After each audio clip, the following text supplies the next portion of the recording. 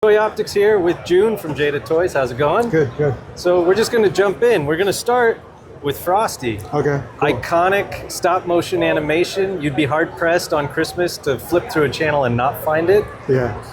What inspired you to get this IP and start making these guys? Yeah. So this is our reveal for WonderCon. No one's seen the sculpt before. Yeah. So for us, when it comes to action figures, we're doing a variety of different things. So this is our first kind of attempt of trying to like a seasonal action figure. So if everyone knows Frosty, it's a classic property. So yeah, it's gonna come out this Christmas. Okay. Yeah. So this will be more of a seasonal line as opposed to a straight up. Yeah. So this is like a one-off seasonal. We're not going deep into the Frosty roster, honestly. So we're just going to start with him and have it come out before Christmas and see how it does. And if there's a big audience for seasonal Christmas items, we might do more in the future. Okay, very cool. And then let's jump over to the new wave of Mega Man. Okay. Because I see what looks like our standard release box, but now I see some bigger boxes and some bigger robots. So are we moving into like a deluxe territory? Yeah, so we're gonna continue the standard size where the character makes sense. And then, like some of the robot masters within the first couple games are much larger than the standard like robot body. So we're gonna make sure we scale them up properly, and we're gonna be introducing a new deluxe format for Mega Man. Awesome, very cool. And then let's move on. The popular cereal line with the new pre-order that just went up the other day, Tony the Tiger, and then you also have the Halloween, the Count Chocula, the Blueberry, and the monster Franken. cereal. Yeah, so I mean, this looks fantastic, and then of course we're moving into the Cocoa Pebbles and the Fruity Pebbles. How deep do you see yourself going with the cereal mascots? I mean, including what these two are, we're probably like more than 5-6 characters deep now. Yep. So obviously like each cereal is going to be its own off mascot, but it seems like it's pretty popular with people. So we're going to continue to do one-offs once or twice a year until we run out of cool mascots to do, I guess. And then with Fred and Barney, since they're also Flintstones, is there any chance that Flintstones will kind of branch off out of this? Or? It could. So it is licensed under Warner Brothers, who also hold the license to Flintstones. So, it's not a stretch for us to ask, is there something we can do with this outside of the serial aspect of it? So yeah, we'll see. Awesome. And then moving down to Scooby Doo, I mean, these look fantastic. I'm very excited for these and now to see the boxes for them. So this is the first wave. Yeah. And then I don't think I heard anything officially, but someone mentioned that Scooby is coming in the second wave. Yeah, so we teased Scooby at New York Comic Con in October. Okay. So yeah, wave 2 will be anchored by Scooby himself, and he's also going to have 2 monsters that come with him. Awesome. Yeah. Very cool. Now, what was the thought process in having the name of the franchise not be in the original wave? I think it's just a matter of wanting more time to properly flesh out the engineering of Scooby, because we've never done an action figure that's a dog. So I just wanted more time to make sure that the articulation scheme of like a 4-legged dog was more ironed out. So we started off with something a bit more simplistic with a body type that we're pretty familiar with, to give us more wiggle room to play around with Scooby himself. Okay. Yeah. Fair enough. I'm excited to hear that. Yeah. He's going to be super articulated, so it's going to be awesome. Awesome. Yeah. I can't wait for that. And then I think it's time to flip it over to your boy Moody. Okay. All right, we're back for the second half. Trav Moody here. Good seeing you again, Juhn. Yeah, good seeing you. All right, my man. Cyberpunk Edgerunners. The Toy community loves these. They really dig it. Are you pleased with the overall reception of the Cyberpunk figs? Yeah, I think so. I mean, it was pretty challenging for us to produce something with full soft goods. The price point was a lot higher than our standard figure. So we were really curious about how it was going to do. But I think the reception was overall very positive. So It's been great for us. Was it positive enough to give us an update on other characters? Yeah, so we showed off Maine and Rebecca at Comic-Con last year. So we're well into development for that. Nice. So we should have an update for when those are coming out at San Diego. So yeah, stay tuned for that. All right, stay tuned for Comic-Con then. If you could pick any other anime or video game anime to work on, what would you choose? Off the top of my head, We should have sent these questions to him in advance. That's my bad. At least we had questions this time. Last time I was like, hey, Juhn, let's hang out. I think Akira would be cool. Akira. Yeah. All right, cool. I like that. All right, you heard it here first, Akira. All right. All right, moving on now to Street Fighter. We covered this. And we don't want to talk about Street Fighter. Look, Violent Ken was third in my all-time Jada figures. Oh, nice. I just love the barrels, man. The barrels. A Toy Kind of Moods, Black Genghis, also Optics here, Toy Optics. Wanted to know if there's a chance there's any Cybertrucks that we can blow up. Cybertrucks. You know, Ken, you seen the meme, right? The Ken blowing it up.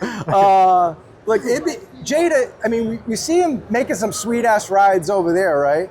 It'd be cool if we got more bonus stage items or anything. And, like, you do have Comic-Con coming up. Is that something you're thinking about? Like, more bonus stage, but more specifically with vehicles, because maybe a blending of your worlds here at Jada. Yeah, I mean, we've definitely entertained it. We have a lot of ideas on the table. So it's just a matter of slotting it into our schedule because we have so many things to do, but not enough time. So yeah, hopefully we'll get to some of the more like out of the box things in the future with Street Fighter. Awesome, cool. And other Toy Kind of Mood member, Tony's Figs. Yes, I got your Sagat. You don't have to bother me anymore. He wants to know if we're getting battle damage heads. I think you've seen the requests in the message forums, the comments on the live streams you've been on about like the beat 'em up heads, the beat up heads, because we got that extra one with Pink Chun-Li and everyone was thrilled to get, you know, the happy end stage scene for the Player 1 version. So now, is that like, maybe you start doing accessory packs, like for maybe some accessories that were, you know, not missing. You guys pack out your figures with accessories, but there's always like, where's Guile's flash kick? Where's Dalsim's flames? Maybe accessory packs? Is that something to think about? It could be. Yeah, I mean, it just kind of goes back to the previous question where like, we have so many like out of the box ideas on the table. It's just a matter of like what to prioritize and when we can get to some of those things. So yeah, I mean, anything's possible, especially within Street Fighter, because it is our main focus. So yeah, just stay tuned and hopefully we'll get to some of the cooler like options that are not a standard figure in the future. Right, like, so for instance, Ken Player 2, we got a different accessory, which was in the Violent Ken pack, right? But with Guile here in Player 2, the colorway is sick. I mean, I have friends, Tony's one of them who's, actually I don't have any friends, I'm lying, but people in the community were like, I don't like Player 2, but I need that colorway. But what was the decision not to give it like an additional, just something different from Player 1? So, what was the reason behind that? I mean, we have different items we develop. You know, we have the mainline items, the standard one, we have a deluxe item. We do more deluxe Player 2s that are more like relegated to like a convention or our own next level platform. And we also do straight repaints. So all of those options are on the table. So it's us balancing and seeing what makes sense at the time. You know, so we've done a number of Player 2s that were just straight repaints. Like we did like Red Chun-Li. Yeah, Red Chun-Li. We did the gray Player 2 Ryu, the Paul Mark one. So we're just going down every option because there's a reason for each one to exist. So it's just like a game of balancing characters and seeing what gets the next deluxe treatment, what gets a simple repaint. So yeah, it's just a huge, all these options on the table, and we just try to balance it as good as possible. And as a follow-up to that, as a collector yourself, do you resist trying to release too many repaints and Player 2s? Because I'm sure your shelves are getting real busy. And do you worry about that? Like, is there like, do you think about like a Player 3, a Player 4? Or do you think it's just time to move on to something else with Street Fighter at that point? A little bit of both. I mean, obviously, we want there to be a balance in our releases. We don't want to release one new figure for every 10 repaints we do. Like we want to make sure there's enough newness coming out in addition to repaints. So there is a balance there. And as far as like space and collection wise, you know, like not everyone needs to buy every single color and variation, right? Except for me. Yeah. I mean, there's people out there who need everything.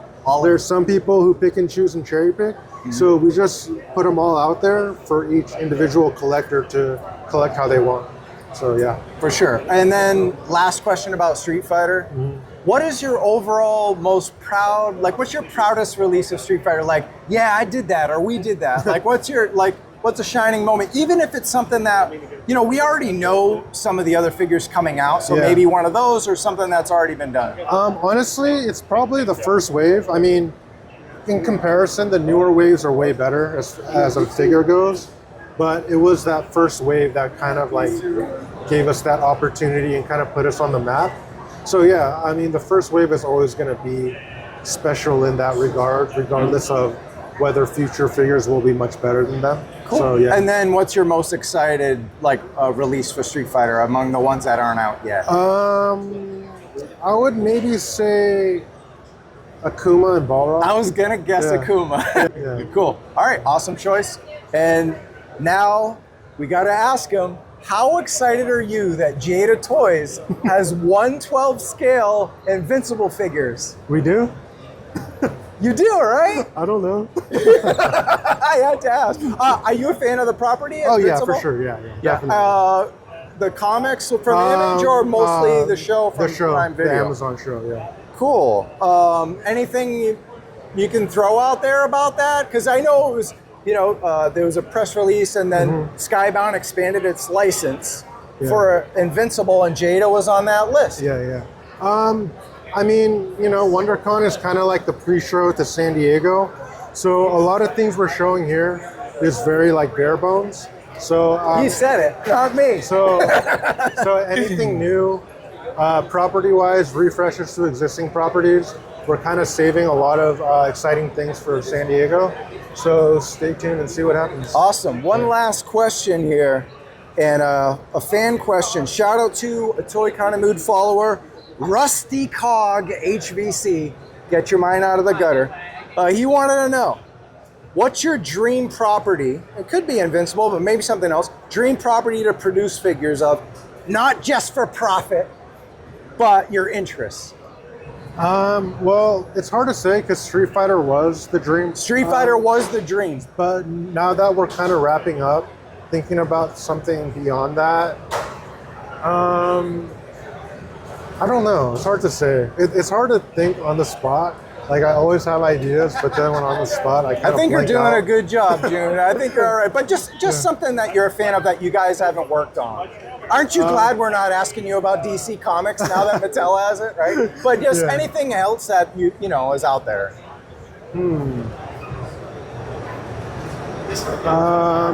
I think it'd be cool to do like DC Comics, but like for me, like it's not something that I would go too deep on. Just like, I mean, in general, I enjoy doing figures that are more like classic, more simplistic. So I think there's a lot of things in DC that fit perfectly with that, like a classic Batman, a classic Superman. I think it'd be cool. But Mattel's doing them, so something that you could do. That I could do. I'm sorry, I'm grilling you hard right now, but it's like, this was a fan question. We gotta please our fans. Let me think. Or even just a version of Street Fighter. How about that? Because you said Street Fighter was the dream. Yeah. Instead of 2, is there another sequel that you think it would be your favorite? Well, I mean, the ultimate dream would be to do every game. And do every single character. So, I mean, ideally, if we could knock out game after game in the long term, I think that'd be pretty cool. All right. Yeah. Doesn't get any better than that. Yeah. Hey, Juhn, all right, thank you. Blast. Thank you. Man. Thanks so much.